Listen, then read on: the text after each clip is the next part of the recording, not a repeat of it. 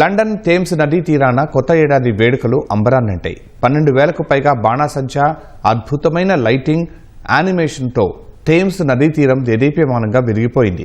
2025 సంవత్సరంలోని కొన్ని మంచి, మరికొన్ని చెడు క్షణాలను గుర్తు చేసుకుంటూ ఈ ఏడాది గొప్పగా ఉంటుందని ఆకాంక్షిస్తూ 2026కు లండన్ ప్రజలు స్వాగతం పలికారు. వేలాది మంది పాల్గొన్న ఈ వేడుకలకు లండన్ మేయర్ సాదిక్ ఖాన్ కూడా హాజరయ్యారు. రంగురంగుల బాణాసంచా వెలుగు జిలుగులు చూపర్లను విశేషంగా ఆకట్టుకున్నాయి.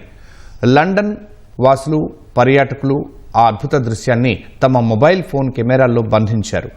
ఈ వేడుకల కోసం కొన్ని నెలల పాటు శ్రమించినట్లు లండన్ మేయర్ తెలిపారు.